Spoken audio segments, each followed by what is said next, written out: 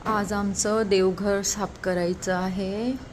आमचा देवघरात असं आहे, इथे पूर्ण पॅक आहे काच आणि इथून एवढा छान सुंदर पहिला सूर्यप्रकाश येतो देवावर. पण इथे ना जागाच नाही आहे, काहीतरी म्हणजे एक्झॉस्ट फॅन वगैरेच नाही आहे. आणि आमच्या यांना एवढी अगरबत्ती आवडते, 3-3 4-4 लावून देतात, त्यामुळे एवढं काळं होतं सगळं हे. आणि मला इतकं सजवायला आवडतं देवाचं घर. आणि ना मी मंदिर प्रॉपर यासाठी बनवत नाही, कारण की मला एकच सेटिंग आवडत नाही, घरात असो का देवघरात असो. आणि मंदिर बनवलं का काय मग ते ना तेच डिझाईन एकसारखी, काही वेगळंच नाही त्यात. मग मी काय करते, नेहमी काही ना काही हे वेगळं, बॅकग्राऊंड वेगळं चेंज करेल, हे चेंज करेल. म्हणजे सिम्पल असतं, पण मला खूप आनंद होतो की मी माझ्या हाताने बनवते हे. आता मी मागच्या वेळेस ह्या साड्या लावल्या होत्या, कोऱ्या साड्या होत्या या, ज्या मी नेसत नव्हती, असं नाही वापरलेल्या. मग हे एका वेळी म्हणजे प्रत्येक माझे जुने व्हिडिओ ज्याने बघितले असेल ना, हे प्रत्येक वेळी वेगवेगळी असतात. मला असं वेगवेगळे प्रकार करायला आवडतो.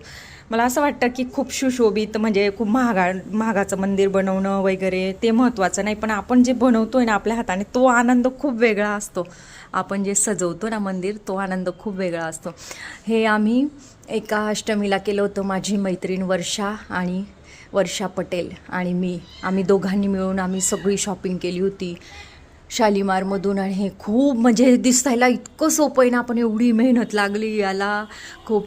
पण आमच्याकडे ना रोडावर घर असल्यामुळे खूप पोल्युशन पण आहे, पंखे वगैरे हे पण हे सगळेच खूपच घाण होत असतात हे असं. आणि रोज हे पुसणं शक्य नाही आहे, तुटायची शक्यता असते. त्यामुळे थोडं 15-20 दिवस, महिन्यानंतर देवघर साफ करावंच लागतं. असा काळोख पूर्ण असं म्हणजे अगरबत्ती वगैरेचा पण, धूपचा पण. आता पुसलं आहे सध्या मी सकाळीच. हे असं होतं सगळं. तर कोण कोण सजवतं आपल्या हाताने देवघर, आणि आनंद होतो आपल्या हाताने सजवलेचा. बघा, मिस्त्री बोलवतो आपण, खूप सुशोभित मंदिरं तयार करतो, पण मला तरी वाटतं मी जे सजवते ना माझ्या हाताने, भले सिंपल असेल पण तो आनंदच वेगळा असतो. हे बघा, असं काळ्या होतात माळा, यांना देखील सर्पमध्ये धुवाव्या लागतात. हे दिसतंय का काळं काळं सगळं, हे असं.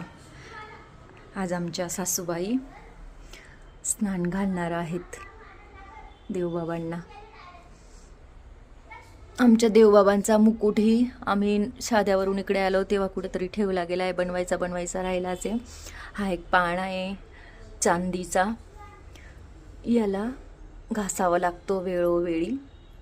हा आहे ना, एका ताई आहे आमच्या मागे, पाटील वहिनी म्हणून, त्यांनी दिलेला आहे देवाला.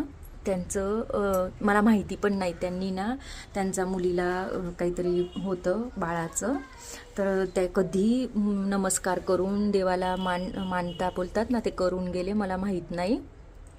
तर मग त्यांनी मुलगी झाली त्यांच्याकडे, तर त्यांनी हा चांदीचा पाळणा दिला होता. मी नको सांगत होती, कारण की एवढा महागाचा पाळणा मला असं आवडत नाही कोणाकडनं घ्यायला काही. पण आता त्यांनी एवढ्या आवडीने दिल्या, तर चला म्हटलं देवासाठीच आहे ना, आपण कुठे त्याला वापरणार आहे. त्यामुळे मग ठेवला आहे, देवघरातच राहू देते. मी पॅक करून ठेवत नाही, कारण की त्यांनी एवढ्या श्रद्धेने दिला आहे देवासाठी. मग अष्टमीच्या दिवशी याच्यात ठेवत असते मी विशेष, आणि पूजा करत असते. अशी आहे आमची साधी देवपूजा. सध्या आता सगळी अस्तव्यस्त आहे, क्लिनिंग झाल्यावर दाखवेल. चलो, दंडवत प्रणाम.